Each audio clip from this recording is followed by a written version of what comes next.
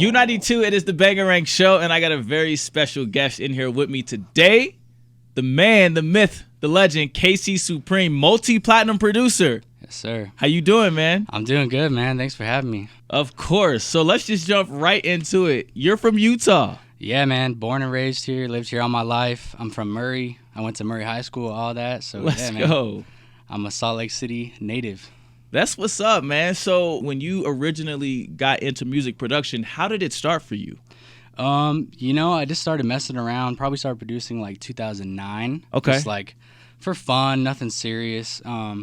My family was always musical. Like my dad played guitar, my brother played drums. So growing up, like we had a family band kind of. So we learned songs that my dad wanted us to learn and kind of just like jam and just play music and stuff like that. So that kind of started like playing a musical instrument. I played keyboard. Mm-hmm. And then from there, just love of hip hop and love of music and stuff like that. It just branched into me wanting to make beats and stuff like that. So I just started trying it and started, like I said, around 2009, and it just evolved from there. So. Okay, and I was watching your Twitch stream last night. Okay. For the first time ever. I was like, okay, bet, this is dope. Have you always been in FL Studio? I've always been in FL Studio since the beginning. I think it was like FL Studio version 8 or something like that. Yeah. I tried Logic for a while, but I just didn't like it. FL Studio is just like the best, man. I had to go back to it. That's what I like to use. So. Okay, so when you decided you wanted to go like full-time music production, was it something like your parents or your family was like, yo, go right for it because you guys are a musical family? Or was it like they were definitely skeptical, kind of like, you need to go to college and finish your degree and get a job because what if this doesn't work out? That kind of stuff. Mm-hmm. But then, once I started getting some success, they came around and they were like, oh, we always believed in you. Yeah. They're like, we knew you were going to make it. But no, of course, like, the parents were skeptical. They wanted me to make a right career choice, and being a music producer is a risky career, so yeah, it was definitely a gamble, but it worked out for me, so yeah. Okay, so what was the year things really started to pop off for you? So, like I said, I started in like 2009, just kind of doing it for fun, and then, I wanted to make money from music, so I was like, what could I do to make money? So I ended up interning at a local studio here. It was called Audio West. Shout out Audio West, they were fire. And I became an audio engineer, so I was recording artists and stuff like that. And in about 2015, I was like, this isn't what I want to do with music. I want to be a producer. I want to make beats. Because, the whole time I was still producing and making beats on the side. And I was like, I just want to go all in on this. So I quit my job at the studio, and I just went full-time producer. Mm-hmm. And that's when stuff started to really like take off. Like I started to sell beats online on like YouTube and stuff like that, and it gained some traction. I was making some money, and then I met Taz Taylor in 2016, and that's when internet money started to become a thing. Mm-hmm. And I joined that squad, and since then, man, things just really took off from there and escalated. So like 2015, when you was like, nah, I'm out, is when you put your mind to it. That's when things really started popping off. Yeah, like I said, 2009 to 2015, I was kind of like doing it on the side, and then I was just finally like, you know what, I need to go all in on this. This is what I want to do. Mm-hmm. It might not make as much money at first, but this is what I've got to do. So I just went all in, and that's when things really started to take off. So okay, and so me and actually Fernando, we were talking about this before. Is Internet Money just a collective of producers and artists? So it started out as just a producer collective. So in 2015, when I was selling beats online, Taz Taylor was like the #1 producer online. Like he was making a lot of money selling beats online. So, I followed him and stuff like that.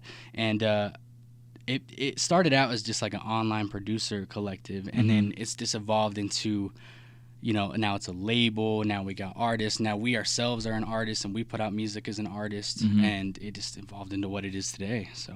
Dog, that's crazy. Like just the power of the internet. Yeah, man. Seriously, we were just online producers, and now we're in the industry full on doing everything, so. Yeah. So how did you end up linking up with Trevor Daniel? He was our first artist that we had signed as a label. Yeah. And so the first night we were in the studio with him, we made Falling, actually. It was like the second song he made. I played the beat. Instantly he came up with like a crazy hook for it, and it just became like a fire song, and we put it out in 2018 on his first project, and it did okay. It was whatever. People always told me it was like a special song. They're like, this song's crazy, it's gonna do something, but it didn't really do much. And then in 2019 it started taking off on TikTok and going up and started going viral. And then in 2020, it started going on the radio, and it reached like #1 on the top 40. It, you know, got Billboard #1 in the pop charts. It's like 6 times platinum now, so it just went crazy. And it's just that song we made that day, you know what I mean, that we didn't know it would turn into that. So that's, you know, Trevor's fire, man. I love working with Trevor. He's my boy. So that's what's up, man. There's a DM between, like, you DM me, it was like, yo, play this song like forever ago, and I thought that was the dopest thing ever. Yeah, man, that's when it was like going viral on TikTok. I was like, the radio stations need to be playing this. They'll take it to the next level. So I was like, yeah, U92, you know, you guys need to play it. Yeah. But you know, later on in 2020, it ended up going on the radio and going crazy. So yeah, it's a blessing, man. It's a blessing. Yes, sir. What is your, like, music production, like, what does that look like for you? Like, how do you get into a project? How do you start? Does that make sense? Yeah, so, you know, I have to fly out to LA to work. That's where all the work is. Yeah. And, you know, I go link up with Internet Money. We have certain projects going on. Like, we just finished Lil Tecca's album. We were, like, executive producing that album. So, you know, part of it is me in my home studio, just, like, making beats, sending out packs to artists. Yeah. And the other half is actually going to LA and, like, getting in with these artists and locking in and making music in the studio. So it's just those two things put together lead to everything. So okay. Yeah. And so you mentioned, and I actually wanted to ask you about this. So yesterday in your live stream, you talked about having, like, multiple streams of income when you're coming up as a producer and, like, keeping that. Talk about because you also have a sample bank to a sample website. You're the co-founder of Wave. Is it Wave Supply? Yeah, it's called Wave Supply. So in 2017, me and Taz Taylor created Wave Supply and founded it and all that.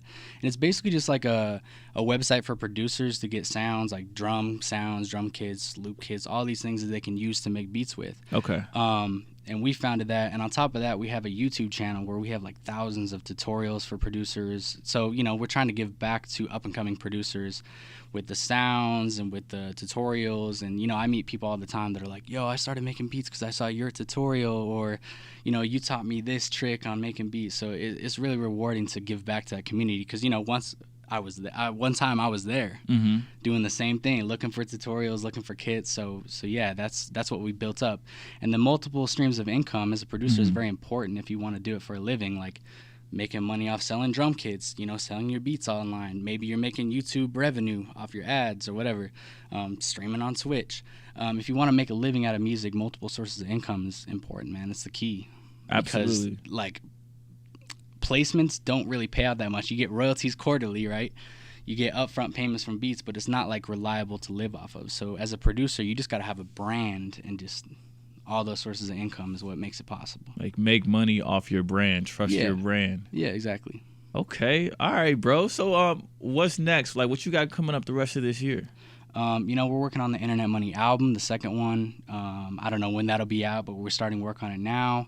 I got some on Chris Brown's album. I think I got one of his singles. I got some on Tory Lanez album. Ooh. Kevin Gates' next album. And, you know, there's a lot of stuff I can't talk about yet. All but good. just, you know, I got a lot of stuff coming up. So it's going to be an exciting year. 2022 is about to be crazy, too. So, yo, that's fire. Yeah. And then I think I saw on your Instagram, the BMI 2021 Hip Hop and R&B Awards. You're up for a nomination? Oh, no, I won an award for Falling. So Falling won the BMI Pop Awards. Okay. And also now just the R&B and Hip Hop Awards. So I got both. So that's fire. The song went crazy, man. Like I said, like, it's giving me awards, all this stuff. I got plaques. So it was a blessing, man. It was like one song can change your life. And that one definitely opened a lot of doors for me. So yeah, it's a blessing, man. Bro, that's what's up. Yeah. Like, congrats on that. Thank you, man. Of course. I have. So what's, obviously, you spend a lot of time with a bunch of different artists and studios. Yeah. What's been your favorite, like, funniest studio moment ever? So I wouldn't say it's the funniest. I don't really have a funniest off the top of my head, but the craziest one was I was in the studio with Post Malone. Sway Lee pulled up, and they cut their verses for Sunflower that night. And they recorded that song. And then the studio just became like a party, man. Like, it was like a club in the studio. This was in L.A., by the way. Because I know he lives here, but it wasn't in Utah. It was in L.A. And it just turned into like this crazy party. And then I played Post Malone in beer pong, and I beat him. So, you know, that's like, that's an achievement right there, you know? Ooh. Yeah. With the Bud Light Poppy. Is that what he calls himself? Yeah, so that was like one of the craziest studio experiences for sure. Because that song went crazy, obviously. It's like Diamond. Yeah. So it was just like it was a cool experience. So. Okay. Well, just a few more questions, man. Like, do you have any advice for any up-and-coming producers or any up-and-coming artists? Like, anything you would say? For producers, like, the key thing is time. Like I told you, in 2009 to 2016, it took that long for me to get real success. So as a producer, don't get discouraged if like you're 2 years in and it hasn't really happened for you yet. It could take 10 years, you know what I mean? So time and consistency is key. Put yourself out there. Like we talked about already, your brand is key. Yeah. So put yourself out there on YouTube, put yourself out there on Twitch, put yourself out there on Instagram, just like put yourself everywhere, build your brand up. Yeah. And then the rest will just kind of snowball from there. So, and artists, you know, I'm not an artist myself, so it's hard to give advice, but I would just be putting out music consistently. Put yourself on SoundCloud, put yourself on YouTube, and, you know, someone will notice you from there if you make fire music, and work on your craft until you get to that level. But once again, it comes back to time. Like, it's not going to pop out for you right away. Some people's timelines are different. Some people it's a year. Some people it's 10 years. Some people, they don't pop out till they're 40. Like, you just never know, bro. So just keep going. Like, put the time in. So. Absolutely. And then, do you work with any artists locally? You know, I spent most of my time really focusing on the online game, so I didn't put too much effort into working with local artists, but there's definitely some dope ones around here, and I'm open to working with local artists in the future. You know, I just want to rep Salt Lake and definitely, you know, put people on from here for sure. But I know there's one kid, his name's Mason. Yeah, Mason. He's from here. Yeah, he's fire, man. I met him out in L.A., funny enough, but yeah, he's from here too. He's fire, so. Yeah, he's dope. I like him and a few others. Yeah, there's some fire people out here, man. Most definitely. And then who are you listening to? Man, you know, I'm listening to Drake and Kanye West album right now. Both of them, man. I like them both. I don't know which one's better, but you know, I listen to Juice WRLD, which we did a lot of work with Juice early on. Yeah. Internet Money kind of discovered him too, but we didn't end up signing him. Nick Amir, who's on Internet Money, is like the one who produced most of his songs. So early on, I met Juice in like 2017, 18. Had a few studio sessions with him. He's like a legend, man. R.I.P. Juice. So.